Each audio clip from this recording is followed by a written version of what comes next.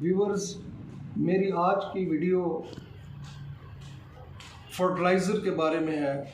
जिस तरह के मुल्क के अंदर उनके रेट चले गए हैं, पूरा ये मुल्क माफियाज पर मुश्तमिल मुल्क है।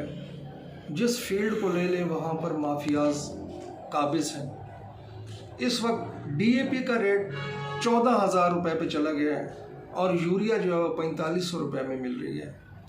मेरी आर्मी चीफ साहब से ये गुजारिश है कि जिस तरह उन्होंने करप्ट लोगों के लिए डंडा उठा लिया है, तो वो मेहरबानी करके इस पर भी तवज्जो दें, क्योंकि आइंदा तकरीबन एक माह के बाद 25 अक्टूबर से गंदम की बिजाई जो है वो शुरू हो रही है। और हमारा जो मुल्क है, जिस तरह के कहते हैं कि एग्रीकल्चर जो है वो हमारे मुल्क की माइशत है, रीढ़ की हड्डी है, तो हमें एग्रीकल्चर पे बहुत ज़्यादा तवज्जो देनी है।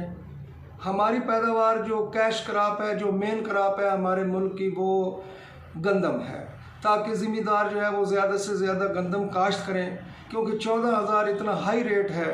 और पर एकड़ अगर एक बोरी भी पड़ती है तो आप अंदाज़ा कर लें कि इतना सारा अखराजात जो हैं वो ज़िम्मेदार अगर बर्दाश्त नहीं कर सकता, तो गंदम की जो बिजाई है वो कम होगी, और कम होने की वजह से पैदावार भी कम आएगी, और इस तरह से मुल्क की माइशत पर जो है वो असर पड़ेगा।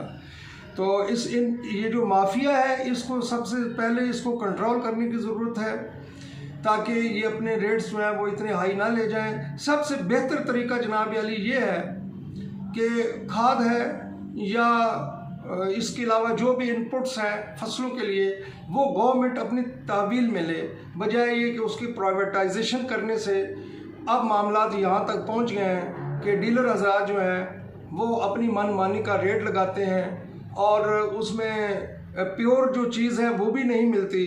तो गवर्नमेंट अगर किसी मजिस्ट्रेट की भी ड्यूटी लगाती है तो वो भी उनकी मजिस्ट्रेट की मर्ज़ी जो है डीलर्स जो है वो नहीं चलने देते, वहाँ भी वो अपनी मर्ज़ी करते हैं, और लाइनों में लग के लोगों को खाद जो है वो लेना पड़ती है। जब गंदम का सीज़न आता है तो उस वक्त जो है अपना बिजाई जो है वो मुश्किल हो जाती है और लेट हो जाती है।